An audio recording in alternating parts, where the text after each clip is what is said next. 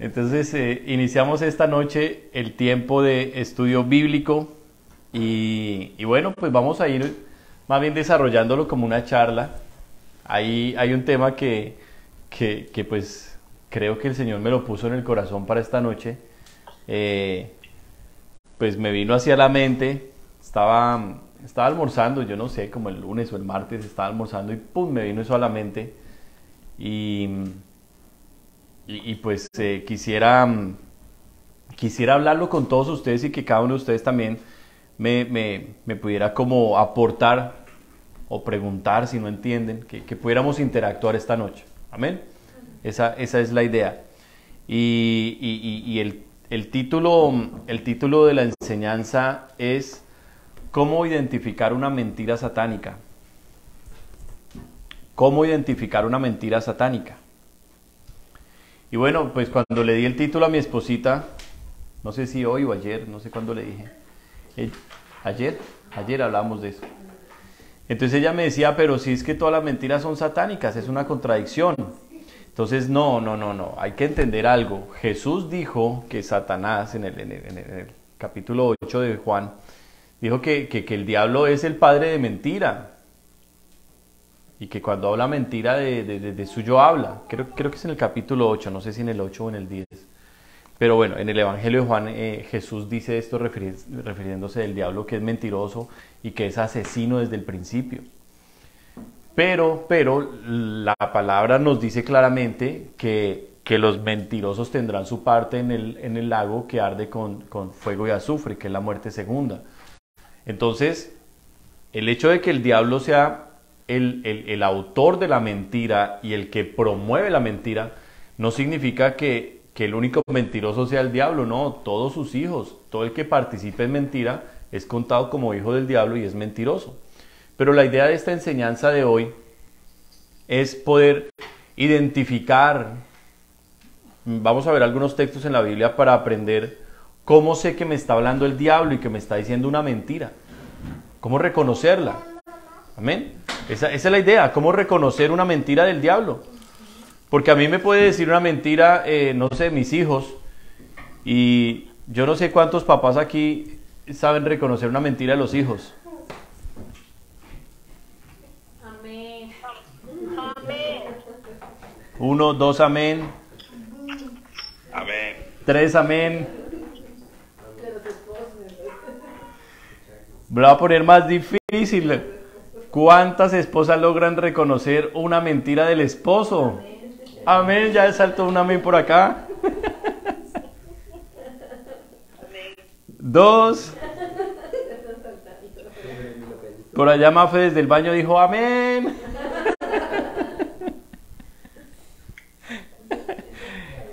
Claro, o sea, entre más conocimiento tiene uno de la persona con la que uno interactúa, con la que uno convive, con la que uno comparte, a la que uno ama, o con la que uno trabaja, con la que uno estudia, entre uno más conoce a la gente, más sabe identificar cómo son y cuándo están mintiendo, ¿verdad? Yo tenía una persona que nos ayudaba en los negocios y nos estaba siempre ahí, el hombre como atento a servir y ayudar, era cristiano, pero cuando él decía mentiras, le empezaba a hacer el ojo así. Entonces yo me quedaba, es un hombre bien grande porque mide como 1,91, 92, y yo pues soy chiquito, y lo miraba yo así, y él me estaba mirando y me decía, ¿me entiende? Entonces yo lo miraba y le decía, ¿y usted por qué me está hablando así? ¿Cómo? Entonces, uno va reconociendo cuando alguien es auténtico, cuando alguien es sincero y cuando alguien es hipócrita, cuando alguien es falso, cuando alguien lo está engañando. Uno va reconociendo. Tarda tiempo, obviamente pasa uno por experiencias muy dolorosas cuando la gente lo engaña, lo traiciona, pero finalmente son humanos. ¿Me comprenden? El daño que le pueden hacer a uno para engañarlo, para robarlo, para tomar provecho de uno, pues son consecuencias que uno aquí en la tierra puede recoger o puede hasta, digamos, llegar a aprender de esos errores o de cosas que la gente le engaña a uno, ¿verdad? Uno puede llegar a aprender de eso, se hace más sabio, más prudente, se hace más desconfiado, más como que en un momento, ¿no? Yo no me dejo meter los dedos en la boca tan fácilmente. Pero cuando hablamos de las mentiras satánicas, las consecuencias son eternas y es grave, es muy grave. Es muy grave yo prestarle el oído al diablo, es muy grave y bueno, lo que hoy vamos a mirar en textos muy sencillos de la Biblia es cómo reconocer que ahí apareció este personaje llamado diablo, Satanás, que la palabra diablo, ¿qué significa? Adversario, es mi enemigo, me odia, me aborrece, pero es invisible, no lo puedo ver. Recuerden que la palabra que Jesús utilizó dos palabras en los evangelios. Cada vez que el Señor se expresó de los demonios o de los espíritus inmundos, Jesús utilizó dos palabras que bueno, fueron traducidas en el griego por los que escribieron los evangelios, dos palabras. La palabra demonio y la palabra en griego daemon, que significa seres invisibles de un poder superior al nuestro, muy inteligentes y más poderosos. Y la otra palabra es la palabra daemon, y se me fue la otra, acatarcos, que la palabra acatarcos es la palabra espíritu inmundo, y lo que significa la palabra en griego acatarcos, espíritu inmundo, es como una persona con COVID. ¿Qué pasa con una persona con COVID? En un ascensor con 20 personas más. Contagia. Lo que sale contamina, ensucia, daña, enferma, destruye. Entonces Jesús utilizó esas dos palabras. Finalmente la batalla que nosotros estamos teniendo es con seres invisibles porque no los podemos ver. Amén. Y pues también es importante, antes de comenzar con la lectura de los textos, es importante aclarar algo, que el peor enemigo que tenemos no es el diablo, ni son los demonios acatarcos, ni los espíritus inmundos acatarcos. El peor enemigo que tenemos, ¿cuál es? El peor enemigo soy yo mismo. Yo mismo. La palabra dice en el libro de Proverbios que es mejor el que tarda en airarse que el fuerte, y que el que se controla a sí mismo que el que conquista una ciudad. Y vamos a los que llevamos ya más años en el cristianismo y que hemos pasado por muchos errores que fueron errores nuestros, en donde ni siquiera le podemos echar la culpa al diablo porque fuimos nosotros. Ya nosotros decimos, claro, es cierto, es sabio. Es muy sabia la palabra cuando me dice que debo tener control de mis emociones, cuando debo tener dominio propio para mis acciones, cuando debo ser prudente en refrenar mi lengua y no hablar a la ligera. En las muchas palabras no falta el pecado, dice el proverbio también. Entonces ya vamos aprendiendo esta sabiduría de Dios, ¿verdad? De que la real batalla que tenemos, principalmente más que con el enemigo, es con nosotros mismos. Que nosotros somos ese enemigo que tenemos que moler, crucificar, someter a la voluntad de Dios. Que dentro de nosotros habita un animal enorme, gigante, que quiere hacer su voluntad, y que la voluntad de este animal enorme es contraria a la voluntad de Dios. Ese animal, Pablo lo describe en Romanos capítulo 7 y dice, es que lo que quiero no hago, sino que lo que no quiero, eso es lo que hago. Y dice, es que es el pecado que habita dentro de mí. Y entonces Pablo está hablando de cómo uno debe someter su vida a la dirección, al gobierno de un Dios eternamente sabio, infinitamente sabio y muy bueno, que quiere para nosotros lo mejor.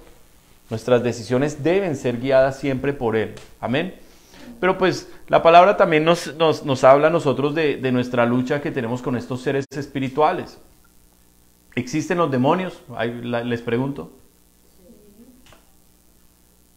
¿Cuántos creen que existen los demonios? El que no lo crea, el que no lo crea está muy fregado. Está pero lejos. Está pero lejos, lejos. Pero bueno, vamos ahora sí a empezar con versículos que nos van a ir dando una idea de esto. Vamos a empezar en 2 Corintios capítulo 11. Y por eso quiero animarlos a que sigan haciendo el estudio del libro de Hechos.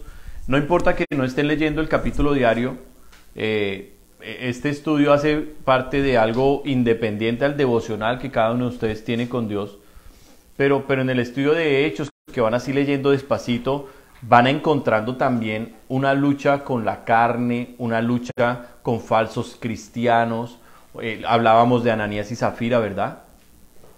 Ahora yo quiero hacerles una pregunta. ¿No se supone que nuestro Dios es amor? De eso dice la Biblia. Y que el Evangelio son buenas noticias. Y Pedro, que es enviado a predicar salvación y sanidad, su sola sombra sana al que tocara. Y estos hombres tan llenos de Dios y tan llenos de amor, ¿cómo se para frente a Simón el mago?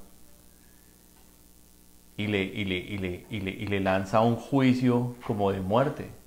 Y le dice, tu dinero perezca contigo. Y el tipo se asusta tanto que le dice, por favor, ora para que esto no pase. ¿Por qué? ¿Dónde está el equilibrio de eso? De ese amor, como con ese carácter tan firme de coger a un enemigo de Dios, a un enemigo del cristianismo y decirle, es que yo veo que tú estás en hiel de amargura, en una prisión de oscuridad, eres una persona terrible y que todo lo que estás pensando hacer mal, que se devuelva contra ti y te destruya. Es básicamente lo que le está queriendo decir Pedro ahí. Está lanzando un juicio casi de muerte. De hecho, Pedro fue la presencia del Espíritu Santo en Pedro fue la que mató a Ananías y a Zafira, los mató. ¿Cómo logro balancear esto?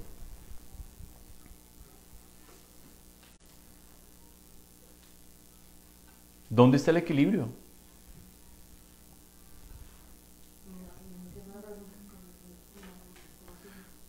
¿Entienden la pregunta o no la entienden como mi esposita? ¿No la entienden? Ok. Si los apóstoles allí en Hechos están tan comprometidos con la obra de llevar el Evangelio hasta lo último, hasta el fin de la tierra, de ganar las almas y de traer la salvación que Dios tiene para dar, porque Dios es un Dios de amor, Él es el amor, como al mismo tiempo encontramos textos como el de Ananías y Zafira, donde el mismo Espíritu Santo los mata por mentir. Como encontramos textos como el de Pedro con Simón el mago, no sé si ya lo leyeron, ya pasaron por ahí, claro. En donde le dice, tu dinero perezca contigo.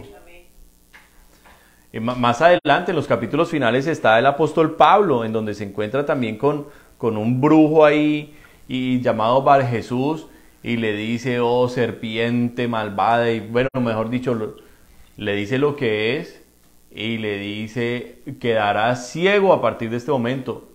Y habla Pablo y el tipo queda así ciego. O sea, ¿cómo encontramos estos juicios si ellos están predicando del amor y de la reconciliación con Dios? ¿Cómo reconciliamos ambos conceptos?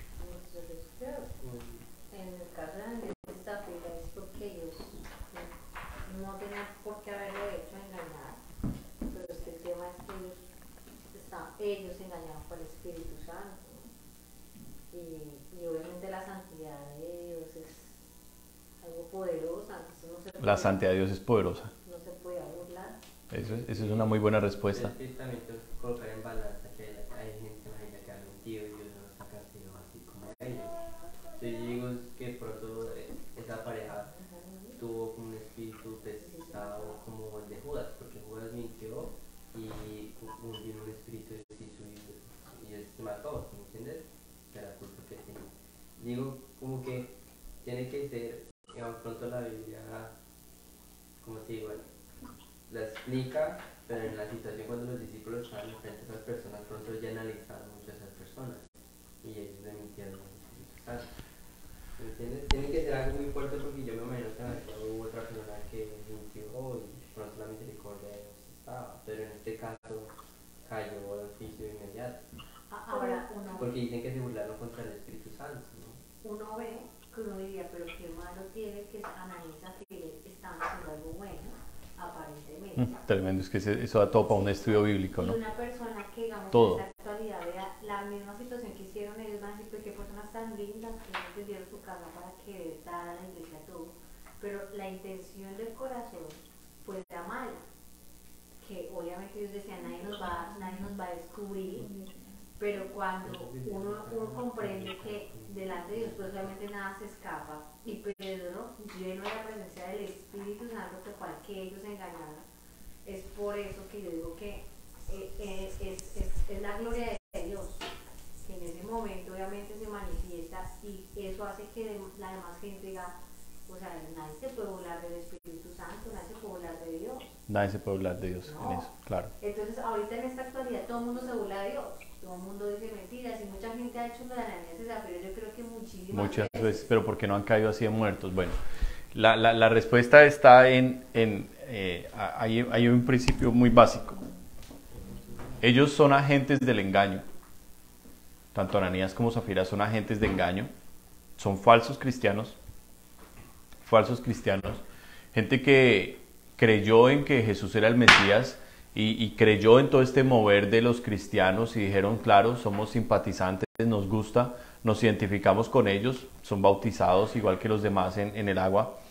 Y empieza ese mover que el Espíritu Santo puso de la generosidad, pero ellos ven en esto una oportunidad. ¿De qué? De ser aplaudidos, de ser reconocidos, lo cual es algo que pasa mucho en las iglesias hasta el día de hoy. Y ellos tienen esta intención de ser aplaudidos y reconocidos, pero dicen, no somos bobos, vamos a dar solo una parte. Pues que vamos a decir que la vendimos y que nos costó 100 y que aquí están los 100, pero la vendimos fue en 500. Nos quedamos con 400 y ¿quién va a saber? Nadie va a saber. Entonces, ¿por qué caen muertos ellos? Bueno, por lo mismo que cayeron muertos Nadab y Abiud, los hijos de Aarón en el tabernáculo, porque la gloria de Dios estaba en el tabernáculo. La gloria de Dios estaba sobre los apóstoles, la llenura de los apóstoles, la llenura del Espíritu Santo, esa gloria, ¡pum!, mataba al que estaba mal. La pregunta era enfocada a lo que hoy vamos a estar hablando, de cómo identifico yo que el diablo me está hablando, cómo identifico yo que el diablo me metió en una trampa, cómo logro entender, caer en cuenta que estoy haciendo mal, porque tengo una voz que me está diciendo haga esto y haga esto y haga esto. Por eso es la pregunta. Ahora, parte de la respuesta también, ¿cuál es? Dios tiene enemigos. Amén. ¿No fue Jesús el que en Mateo capítulo 25, en la parábola del juicio a las naciones, dice a todos estos que no hicieron lo que les mandé y que son mis enemigos, no dice, apartaos de mí, malditos, al lago de fuego preparado para el diablo y sus ángeles? Jesús es el que los maldice.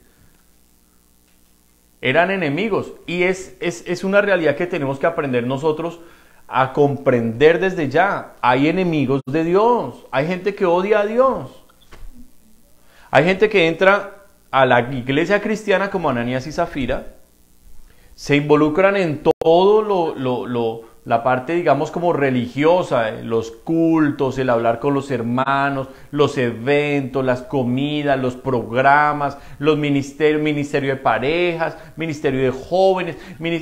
Por eso la iglesia cristiana, entre menos ministerios tenga de esta clase, va a ser una iglesia más bíblica. Más bíblica. Pero cuando inventamos todas estas parafernalias, empezamos realmente a entrar en las esferas de un club social. Y hay gente que le encanta eso y lo está haciendo para Dios, entonces se siente feliz. Pero cuando vienen y conocen al verdadero Cristo, el de la Escritura, el Cristo que con su presencia me hace sentir mal y un pecador y todo, esa gente aborrece a ese Cristo. Aborrece lo que Jesús es. Verdad, pureza, transparencia, reconciliación, perdón, compromiso, humildad, generosidad. Hay gente que aborrece eso. Lo aborrece. La santidad, aborrece la santidad. Le gusta el pecado, le gusta hacer sus cosas mal escondidas. Entonces, hay que aprender que parte del engaño que hoy hay dentro de la iglesia está basado en que tenemos muchos falsos cristianos que se han identificado con el movimiento cristiano, porque es un movimiento, mover. una religión muy atractiva, una alabanza que me conmueve, unos edificios muy atractivos, muy cómodos, muy modernos, como muy que me invitan a sentirme bien. Por eso he encontrado muchos edificios con luces de colores y sueltan humo, y hay unos que hasta en la alabanza botan balones plásticos grandes inflables para que la gente en la alabanza juegue con esos balones, y estamos divirtiéndonos alabando a Dios. Entonces todo eso divierte, entretiene, y eso atrae mucha gente. Sin embargo, ese es el movimiento cristiano falso. Pero cuando encontramos la esencia de lo que los apóstoles predicaban, de lo que vemos en la Escritura, un compromiso con Dios, lo que decía Jenny, un solo corazón, una misma alma. O sea, todos rendidos para que la obra de Dios crezca, para que el Evangelio se promueva, para salvar a los perdidos, para que el Espíritu Santo descienda en cada servicio. Imagínense que cada servicio que tenemos, cada uno viene aquí después de trabajar, después de los afanes, después de toda la semana, viene aquí corriendo con el deseo de cantarle de todo corazón a Dios. ¿Qué va a pasar en ese servicio?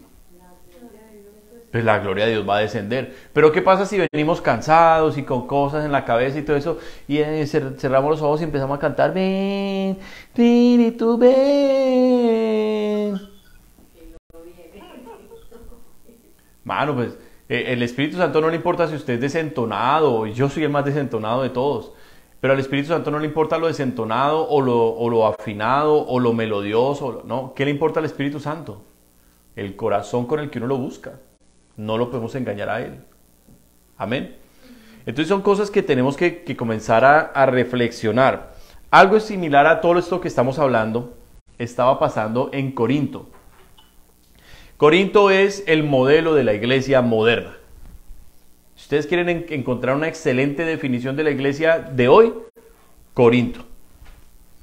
Con casi todos los pecados que vemos hoy.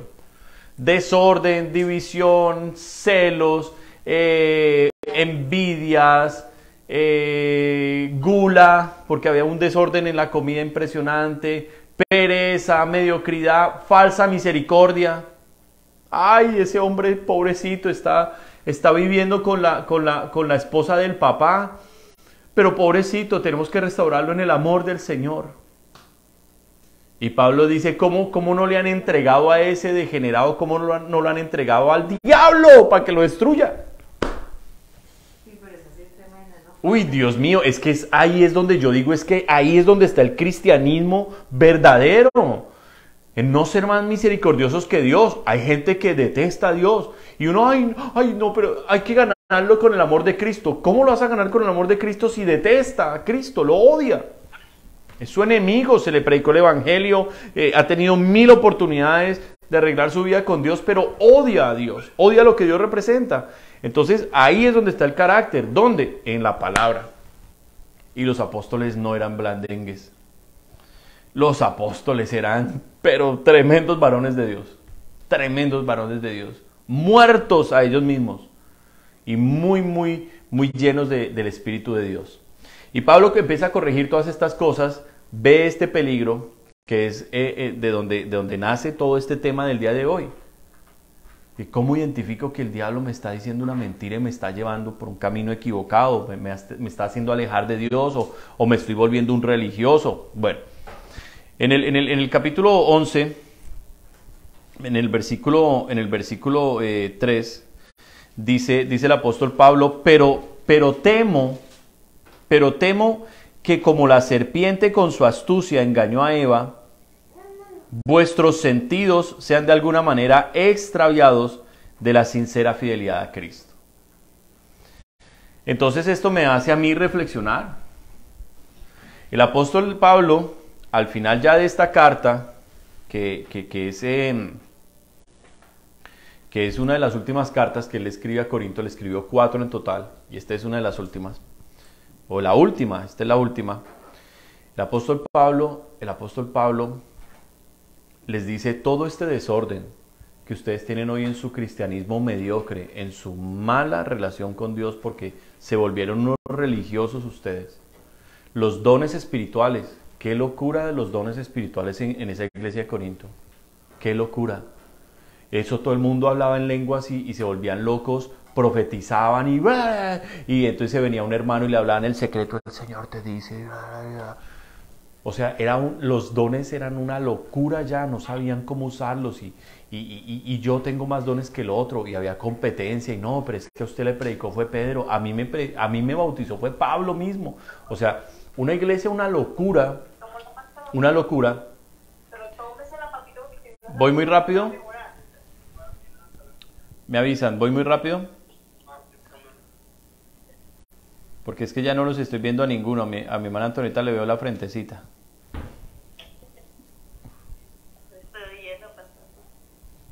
Ah, bueno, hermana. Por allá por London sí no veo, el bombillo del techo es lo que veo. Mamá, ponga el micrófono en mute. Ah, ya, gracias. Ah, mire, sí estaba ahí, gracias. ¿Voy muy rápido o se está entendiendo o voy muy rápido? Amén, se está entendiendo, sí. Bueno, entonces Pablo, lo importante de lo que los apóstoles dejaron escrito, ¿qué era?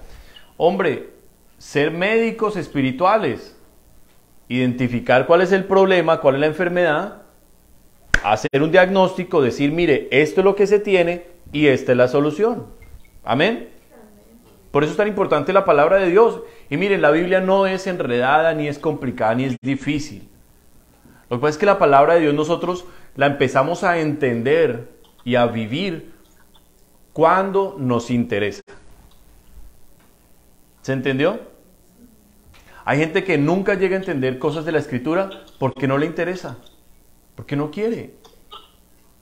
Pero si yo digo, aquí está el código de mi vida, de cómo me debo conducir, de cómo debo tomar decisiones, de cómo debo hablar, pensar, de cómo debo ser esposo o esposa o papá o hijo o pastor o siervo, bueno, lo que sea. Si aquí está el código, yo lo empiezo a leer y con mucho interés. ¿Por qué? Porque es que es el que me ayuda, es el que me sirve. Amén. Entonces Pablo, después de darles todo el diagnóstico de enfermedades que tenían, llega y les dice, mire, aquí está. Temo que el problema de ustedes es que realmente sus sentidos espirituales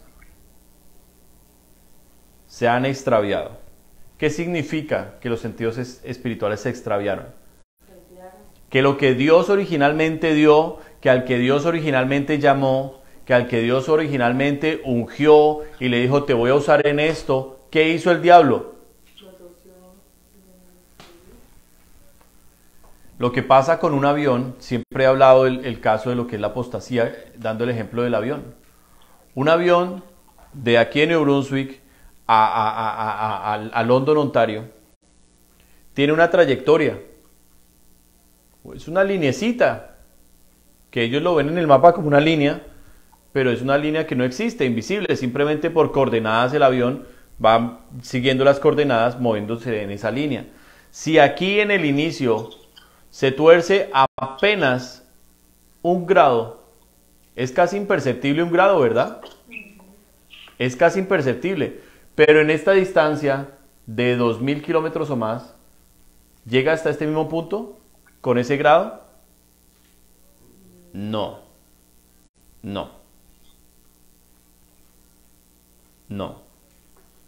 Para que llegara a este punto se necesitaba esta línea recta. Y aquí apenas hizo esto, mire mi uña, hacia dónde va a apuntar. Eso es lo que hace el diablo. Ahora la pregunta es, ¿cómo lo hace? Bueno, aquí el versículo nos está dando a nosotros el inicio de las cosas, para que aprendamos de la misma escritura. Sabemos que toda la escritura es inspirada por Dios, amén. Antiguo, Nuevo Testamento, todo es lo mismo.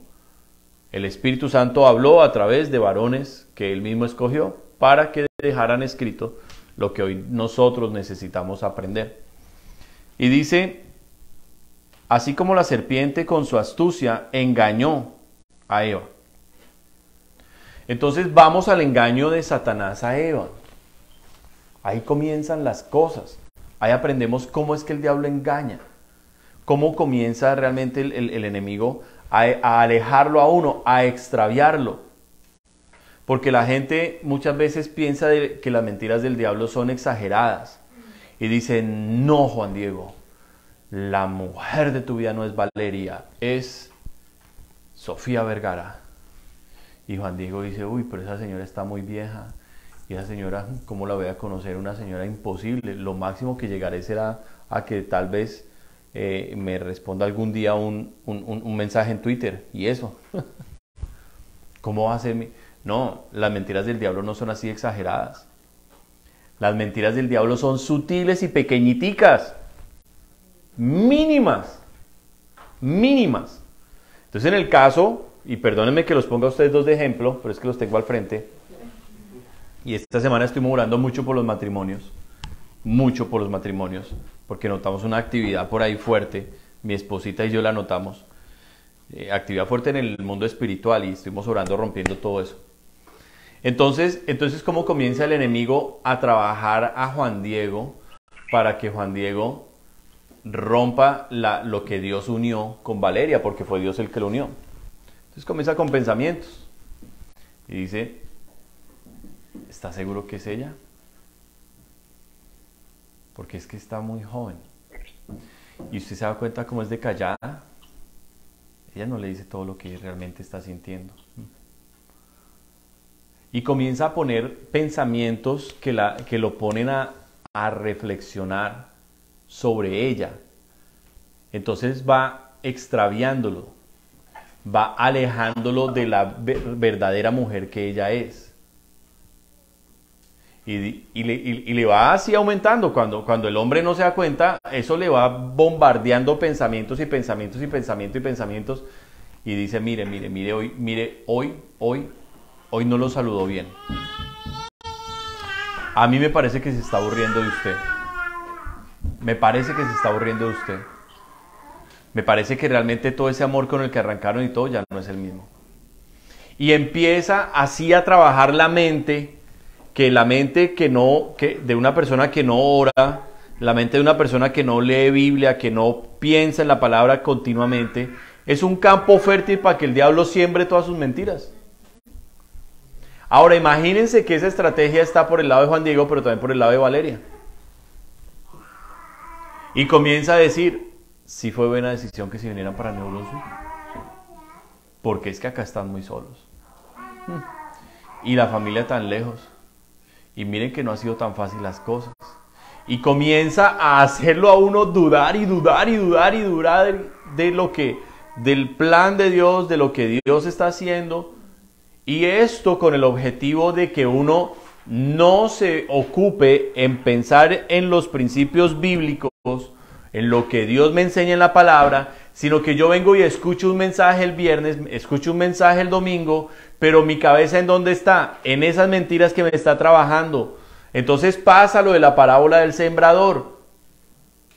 Esa semilla del viernes, esa semilla del domingo, ¿cayó en dónde? Junto al camino. ¿Y vinieron quiénes? Las aves del cielo y la comieron inmediatamente. El diablo tiene ya ocupada a esa persona en un asunto, y ese asunto es el centro, es su dolor de cabeza, es su todo, y con eso le está robando todas las palabras que Dios le da. Todas. Porque Dios es nuestro Padre. No escuché ni un amén. Y el hecho de que Dios es nuestro Padre significa que nos ama. Y que Dios es testigo de todo esto que está pasando. Él está viendo. Y Él trata de hacerlo a uno enderezar otra vez. Y Él pone en el corazón de los pastores temas como este. Temas como este. Ahora, yo les digo cosas que yo estuve sintiendo esta semana. Que estaban pasando mis amadas hermanas. Se sienten menospreciadas. Se sienten despreciadas. Se sienten pisoteadas. Se sienten que han sido injustos con ustedes. Se sienten solas. Se sienten abandonadas. Se sienten débiles. Se sienten cansadas. Y el enemigo les ha susurrado una cantidad de mentiras.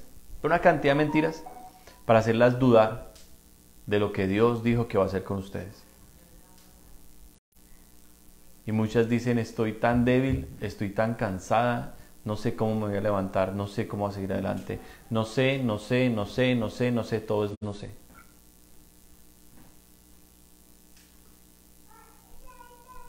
Entonces, la idea de este mensaje, que parte de un título que pues me vino a la mente, pero que tenemos textos tan claros como este, la idea es que podamos identificar que el enemigo nos habla. Y amadas hermanas, yo les tengo una muy mala noticia a ustedes, a las hermanas. El enemigo les habla más a ustedes que a los hombres. Y aquí está el secreto. Satanás estuvo en el jardín mucho tiempo estudiándolos, mirándolos. Mucho tiempo. Porque el diablo es paciente.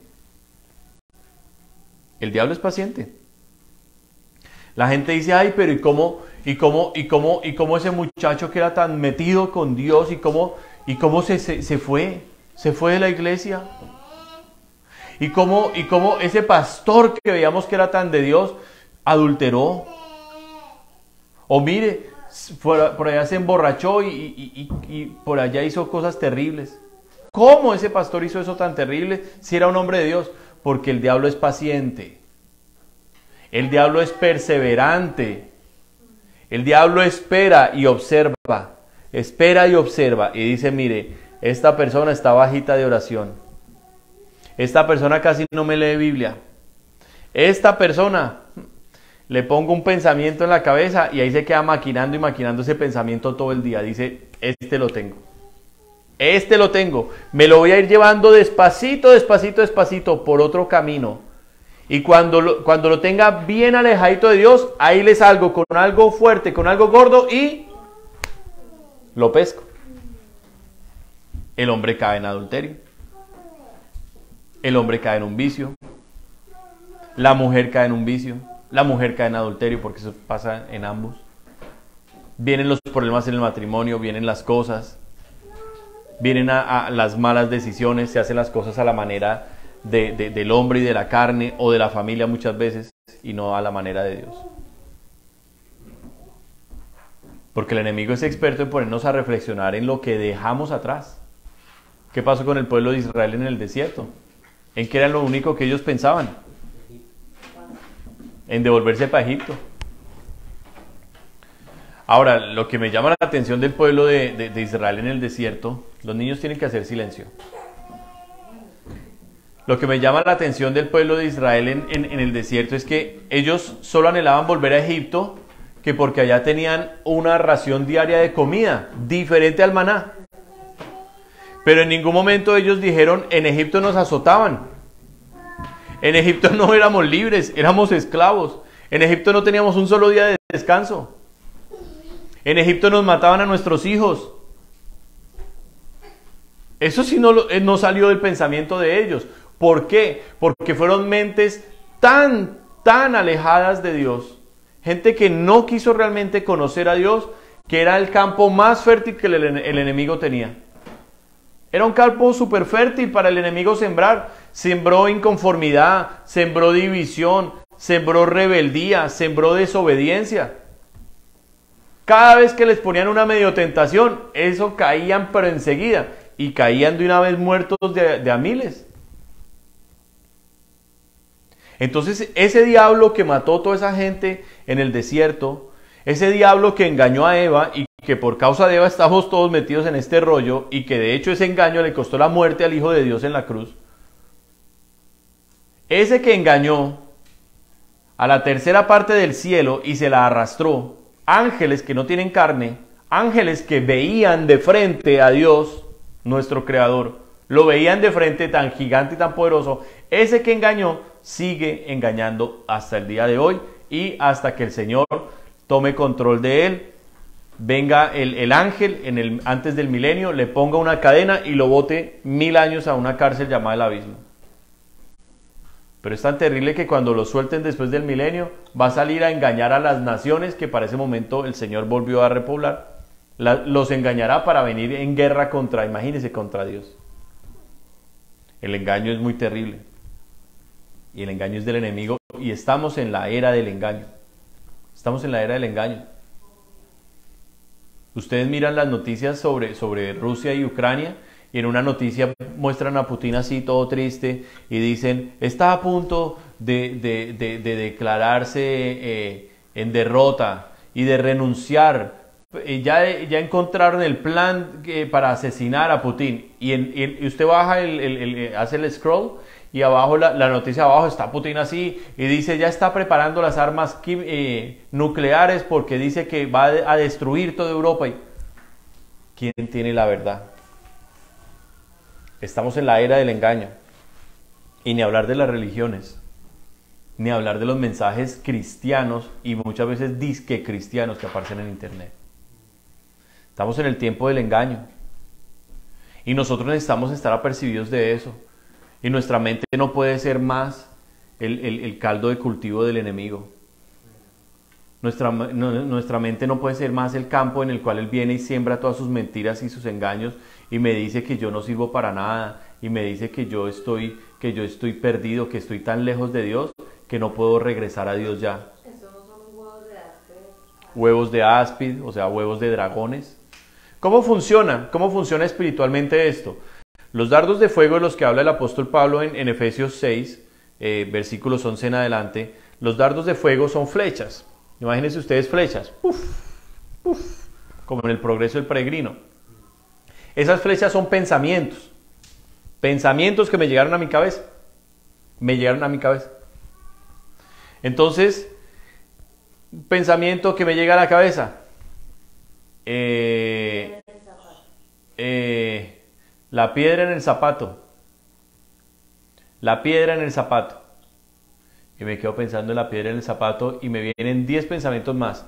Y dice, sí, ve, por eso su esposo hoy no la saludó bien, pues su esposo hoy no la miró, está como bravo con usted, su esposo está tan aburrido de usted que dice que es que usted es la piedra del zapato de él. Eso es usted la piedra del zapato de su esposo. Y ese hombre está pero cansado de usted. Y claro, es que mírese, ya se vio en el espejo. Está toda gorda por todo lado, está bien fea, está bien terrible. ¿Quién se va a fijar en una mujer así? Ese hombre merecía una mujer mejor que usted, pero ese hombre se equivocó. Ese hombre se equivocó. Y entonces mire, ahora está ahí mirando a ver cómo la deja. ¿Y usted que no sirve para nada? Entonces por lo general, los espíritus que mandan esos dardos, mandan uno solo y uno que es medio sutil. Cuando uno se queda pensando en eso, le viene una cantidad enseguida de muchos más y que son horribles y muchas veces tan sucios y tan terribles que no podemos ni mencionarlo acá. Y uno dice, pero ¿de dónde me vino todo esto? Tenemos un enemigo llamado el acusador, nuestro adversario.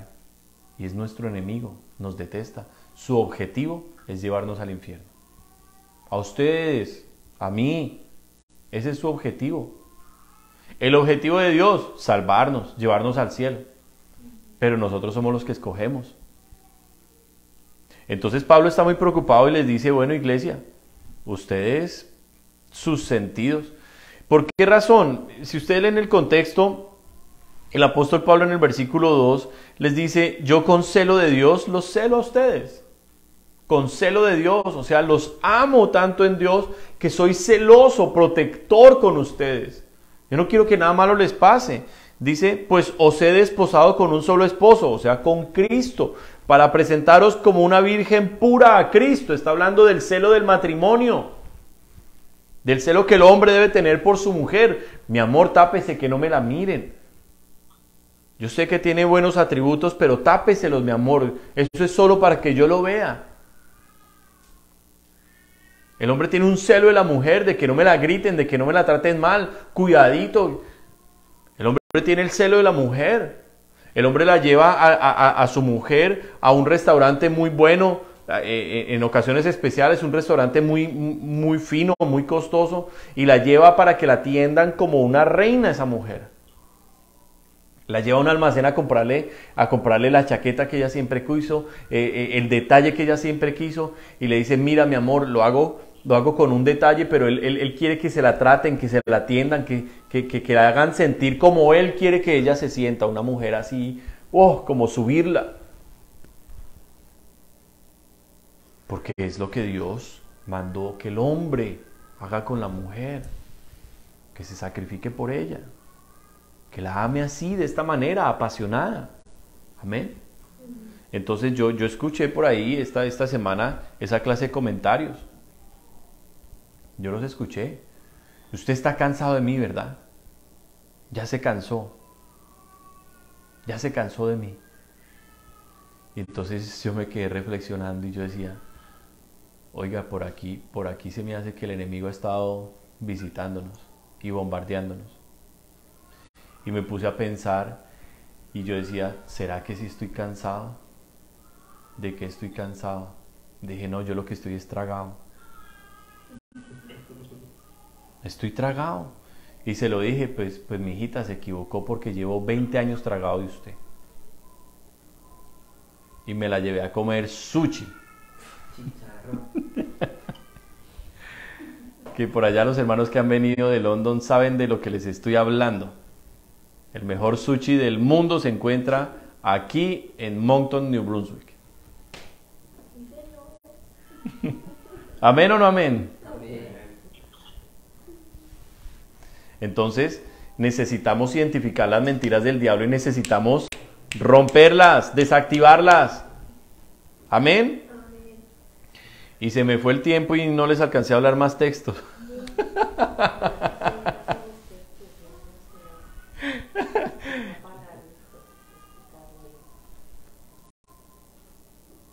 Después, el próximo viernes continuamos con el tema. Pero sí, les voy a dejar la tarea. ¿Saben que sí? Les voy a dejar la tarea para que lo lean. Y yo sé que están haciendo ahí el estudio en el libro de Hechos. Pero esta es una tareita rápida. Mire, no, vamos a leer primer libro de Reyes. Primer libro de Reyes, el capítulo 22. Eso es todo. Un solo capítulo.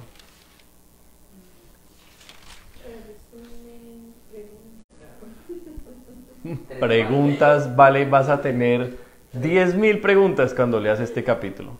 Porque ahí está la actividad espiritual. Espiritual. Hay una batalla y Dios ya ha establecido que ese rey caiga en esa batalla. Y Dios reúne su consejo celestial y entre esos seres espirituales entran los buenos y los malos. Y uno de los malos les dice, yo sé qué es lo que voy a hacer para hacerlos perder. Y no les voy a contar más. Los voy a dejar que la lean. ¿Qué es lo importante? ¿Qué es lo importante? Miren, nuestra fuerza únicamente está en Dios. Efesios 6:10. Nuestra fuerza solo está en Dios. ¿Qué significa, pastor? Que nuestra fuerza está en la oración. Mis hermanos, si nosotros nos descuidamos en la oración, el enemigo nos va a ver débiles y nos va a meter goles. Nuestra fuerza está en la palabra de Dios. Necesitamos leerla todos los días, con juicio.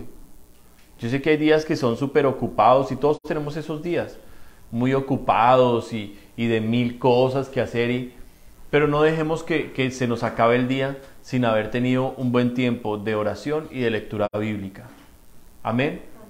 Nuestra fuerza está en la alabanza. Cantémosle al Señor, saquemos un tiempito para cantarle a Dios también. Pero ¿sabe qué es lo que más me importa de encontrar fuerza en Dios? Es caminar con Él. Caminar con Él. Hoy yo estaba ocupado, hicimos vueltas, hicimos de todo. Un workout que me dejó pero molido. Y en medio de eso yo iba en el carro solo y dije, Señor, ¿y yo por qué estoy así solo y callado? ¿Por qué? Si yo sé que Él está ahí a mi lado, ¿por qué voy callado? y empecé a hablar, empecé a cantarle. Estar con Dios es estar con Él. Real. Yo sé que nos cuesta porque no lo podemos ver. Pero ¿cuántos ya son sensibles a la presencia de Dios? Y saben que Él está ahí y lo sienten. ¿Cuántos ya tienen eso? Entonces, si han aprendido a reconocer el perfume del Señor y van en su carro solos, díganle: Señor, yo sé que estás acá conmigo. Y díganle algo bello. Y se van a dar cuenta cómo Él presta atención. Porque Él presta atención, porque Él nos ama. El apóstol Santiago nos dijo que el Espíritu Santo nos anhela celosamente. O sea, el Espíritu Santo es celoso. Quiere estar con nosotros también. Estemos con Él. Seamos muy sinceros con Dios. Si estamos fallando hoy en algo, en este tiempo de oración, pidámosle el perdón. Se te vomitó el niño. Ya, tranquilos. Ya fue Juanito.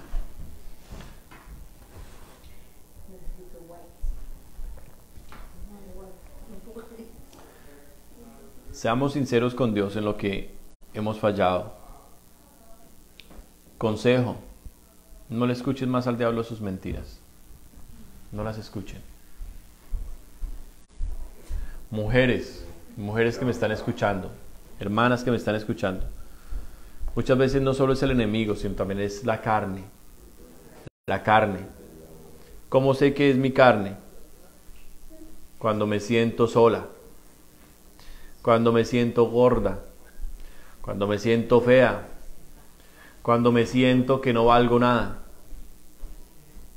Muchas veces es mi carne, mis complejos, mis traumas, mi pasado. Muchas veces es la carne la que le está diciendo todo eso a la mujer para que la mujer se desinfle y se eche abajo. No le hagan caso a esas voces. Yo he estado flaco, yo he estado gordo, yo he estado, mejor dicho, de todas las formas. Y yo sé que Dios me ama de cualquier manera. Yo sé que Dios me ama. Dios no me ama por cómo estoy vestido, o si tengo barba, o estoy afeitado, o si tengo pelo, o se me cae. Dios me ama porque ha visto en mí un corazón que quiere conocerlo y que quiere estar con Él y hacer su voluntad.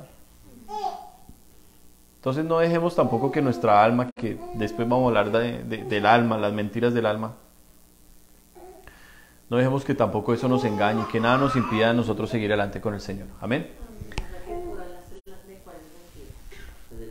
Hoy hablamos principalmente de las mentiras del diablo, y las mentiras del alma, de la carne, apenas lo acabo de mencionar. Pero este tema es cómo identificar que el diablo me está hablando, cómo sé que me está engañando, cómo sé, y bueno, para eso vamos a leer el primer libro de Reyes para el próximo viernes, si Dios permite, y mirar el texto de Génesis 3, cuando el enemigo comienza a hablarle a Eva y comienza a ponerla a dudar de lo que Dios le dijo. Porque el diablo usa mucho eso, el diablo mezcla verdades con mentiras. Eso es típico de Satanás, mezcla una verdad con una mentira, para ponerlo a uno así como que, pero es que es bíblico, es que, sí, pero vea lo que viene ahí encima. Entonces es para que el Señor active el discernimiento y que Dios nos ayude. Dios está con nosotros, hermanos, y Él nos ama y nos va a sacar adelante. Amén. Les propongo oración entonces. Te damos honor y te damos alabanza, Señor Dios Todopoderoso. Y Señor, yo soy el primero en pedirte perdón, Dios, por mis errores y mis fallas. Yo soy el primero en pedirte perdón, Señor, por todo lo que he hecho mal en mi caminar contigo y en el ministerio, Señor, en el matrimonio, en mi familia. En todo lo que yo he fallado, Señor. Aquí estoy para arrepentirme delante de ti, Padre. No he sido perfecto, he cometido muchos errores, Dios, muchos. En muchas ocasiones mi alma me engañó. No el diablo, mi propia alma. En otras ocasiones, Señor, fueron espíritus de falsa profecía, espíritus engañadores, mentirosos, dardos de maldad. Pero como sea, Señor, tú has sido bueno y misericordioso y nos has sacado adelante. Y sé que nos vas a llevar hasta el final. Yo lo sé. Siempre nos vas a dar gracia. Hoy meditaba sobre la gracia, Señor. ¿Por qué a unos les das más gracia que a otros? Claro, porque tú sabes que a ese al que le estás dando más gracia hoy, ese es el que va a terminar la carrera y necesita más gracia que el otro, que así se la dieras, no quiere seguir más. Por eso tú trabajas de esta manera, Dios. Y te alabo y te exalto, mi Señor, a ti, porque nos dejaste la Biblia, Señor, esta medicina para el alma, este mapa que nos lleva al cielo, estas palabras de vida, Señor, nos la dejaste escrita, Dios, para que hoy la podamos leer, para que podamos meditarla, para que podamos estudiarla y conocerte más, y conocer más todas estas cosas, mi Señor. Te damos gracias por tu Espíritu Santo, porque no nos dejaste huérfanos, no estamos por ahí abandonados en el mundo, sin Dios ni ley. Estás con nosotros, Espíritu Santo. Yo sentí mucho, Señor, eso en estos días, el dominio propio que tú das, el discernimiento espiritual que tú das cuando tú estás allí con uno, la claridad, la sabiduría, la eficacia, todo eso lo das tú. Pero también sabemos, Señor, que esta obra no se va a levantar a menos que nosotros oremos más. Que nosotros necesitamos estar todos los que hemos quedado, Señor, todos debemos estar de un mismo corazón. No podemos estar enemistados ni divididos, Señor. No podemos estar en pleitos, no podemos estar así más. Necesitamos, Señor, tener una misma fuerza, una misma alma, un mismo deseo de hacer las cosas. Un amor genuino por ti, Jesús. Un respeto genuino por las autoridades. Un compromiso contigo para sacar la obra adelante, Padre. Y yo te pido, Señor, ponlo sobre este remanente, Dios. En el nombre de Jesús de Nazaret. Señor, mencionamos todos estos asuntos y pues tomo la autoridad que me has dado para romper, Señor, en las mentes todo huevo de áspid, porque esas flechas se convirtieron en huevos de dragón, que son como pensamientos allí incrustados en las cabezas, que la gente se queda pensando, reflexionando y les hace caso a esas mentiras. Te pedimos en el nombre de Jesús que todo huevo de áspid se rompa en este momento, que todo dardo de fuego del enemigo caiga en el nombre de Jesús de Nazaret. Que todo engaño, Señor, y que toda estrategia satánica y diabólica, Señor, se rompa, se destruya en el nombre de Jesús de Nazaret. Que tú saques a la luz todo aquello que está oculto, Dios, en el nombre de Jesucristo.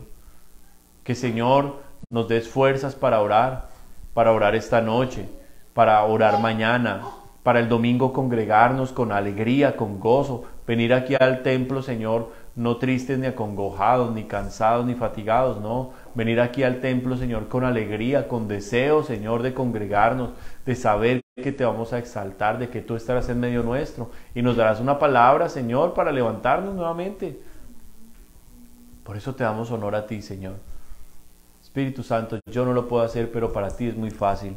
Pon tu mano, Señor, allá sobre tus hijos, sobre todos los que están escuchando este mensaje. Pon tu mano allí, Señor, quitando, Señor, lo que no pusiste, desarraigando toda planta que tú no sembraste, Señor, y poniendo lo tuyo, poniendo el amor, poniendo la fidelidad, poniendo, Señor, la convicción, la fe, la certeza, poniendo la pasión por ti, el deseo de hacer tu voluntad, poniendo, Señor, lo de tu Espíritu, Dios, y que tu reino crezca en medio nuestro.